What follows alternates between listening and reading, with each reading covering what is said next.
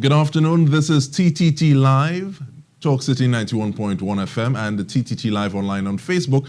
I'm Dike Rostant.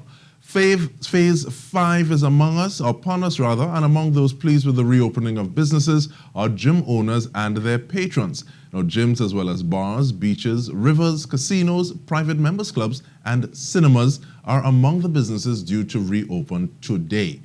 Fitness centers are open on a restricted basis with workouts limited to only 1 hour and limits to the number of people in the facility. Gym owner Courtney Rooks is among those looking forward to the reopening, and he describes what the new normal will look like in gyms.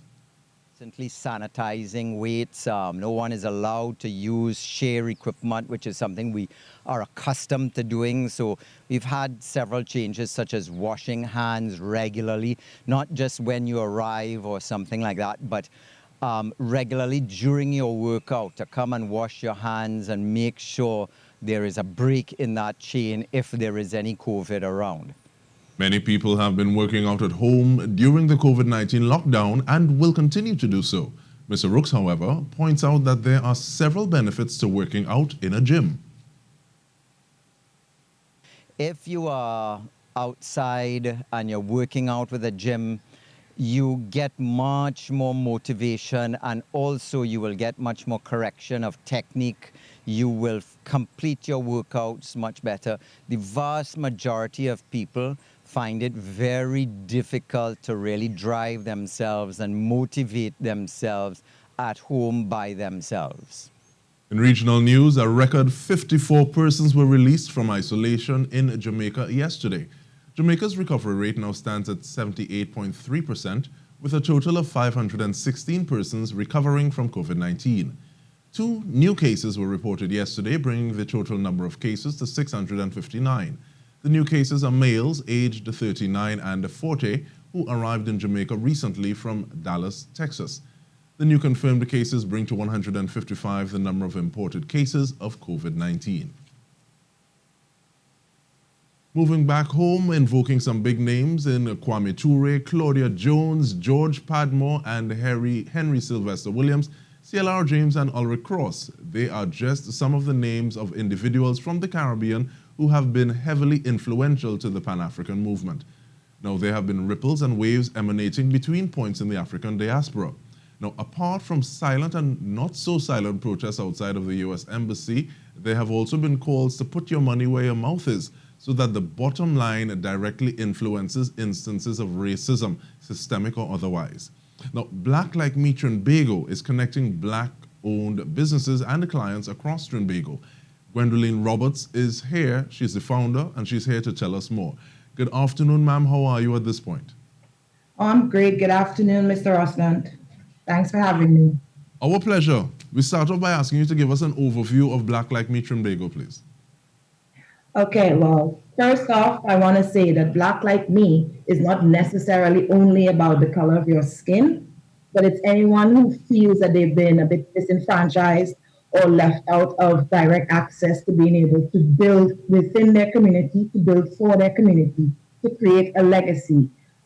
Within our Trinidad and Tobago landscape, we often find that the money within our community stays there for just a couple of hours, and then the rest of it goes out. And services, products, the scaling up of our businesses doesn't happen because we do not really own our information about where we come from, who to connect with, how to cross-pollinate, that sort of thing. And after I saw what happened in the US and happening in London at the moment, I just felt like we needed to stop talking. You know, in Trinidad, we have this kind of 10 days mentality where we say we're going to do something, we ask who's going to do something, and then we trickle off. And I didn't want to let that sort of momentum fall away from us again. Now, it's one thing to have the inspiration, but moving from inspiration to action, what has that process been like? Oh man, that has been it's been a bit complicated because the genesis of this happened because of me seeing an image of a young mother taking her baby to a protest in the US and me feeling very empathetic and feeling very in tune with what is happening. And so what I've sought to do is to connect like-minded people across Trinidad and Tobago. I'm looking for the young upstarts, as they sometimes call us, the entrepreneurs, persons dealing with innovation. I've connected with persons who are really excellent at web development and app creation. And so what we're hoping to do initially is to create the directory, which is we're sourcing for persons who will themselves make that connection with us. And then from there, we're going to spider web out to create a big network across the north, south, east, west, and Tobago. Most importantly, we don't ever want to feel that it's two islands. We want to feel as if we're one big community. And we've been having meetings and we've been working on building up the website. We've connected with an amazing young group who are going to help us with developing an app. And we're also in talks with how we're going to move from just having this directory of names to then move to cross-pollination of services, helping each other to educate, creating that legacy within businesses. Because too often within our community, mom and dad start a business, but the children, they simply take money out of the business and they're not there learning the accounting, learning the marketing, learning how to source logistics and things like that. So we want to move from just being able to say, hey, there's this business, to not only do they do this, but they can help you in your business to go to that next level. So it is, how do people contact you? I want to ask this now as opposed to the end. How do people contact you and across what platforms? Okay, well, on Facebook, the easiest way is the Black Like Me Trinbago page. And on Instagram, we are currently using the Black Business Directory Trinbago. If you want to contact me via email, it's blacklikemetrinbago@outlook.com or the Black Business Directory Trinbago@outlook.com. Those are the simplest ways. Online 24/7. My companions who are with me on this journey are also online most of the time. And so we're definitely going to be able to respond to you and to help you with any questions that you may have about where we're going from here. Well, there's one person that we spoke to a little earlier, and they have decided to pull their products from a certain establishment, for want of a better phrase. She was expecting to take a financial hit, but what she has realized that there has been an outpouring of support from her. I'm wondering what kind of feedback have you been getting one way or the other with regard to this directory? Oh, I've been also following that story actually, and I'm really, really happy for them. I think that it was a shot in the arm for a lot of people who felt like, well, if we don't spend it there, where can we spend it? And that was just a timely example that it doesn't mean that we're creating a vacuum by removing ourselves from where we are not respected or wanted or we're simply tolerated, and to somewhere where we'd be welcome with open arms. We possibly have more space.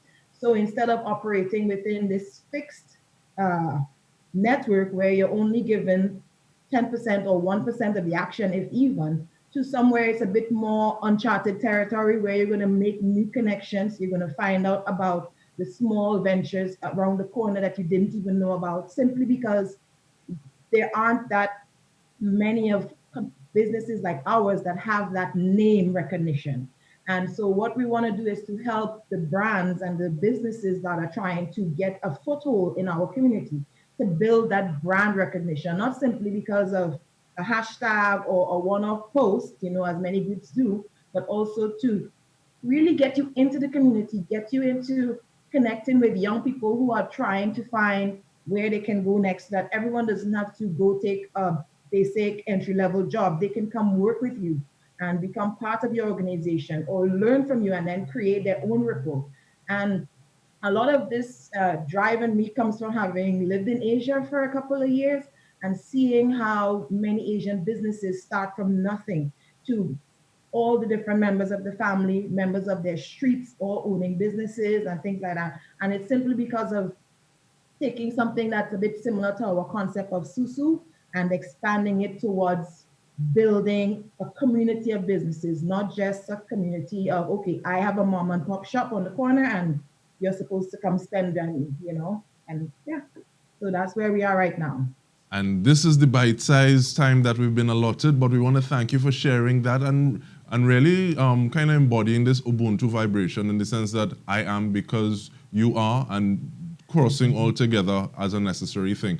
And so we look forward to speaking with you again And that was Gwendolene Roberts, the founder of Like Me Trinbago. And remember, you can join us for live coverage on TTT, Talk City 91.1 FM, Sweet 100.1 FM, Next 99.1 FM, as well as on Facebook at TTT Live Online for all your updates. Thank you for joining us. On behalf of the TTT crew, I'm Dike Rostant. Bye for now.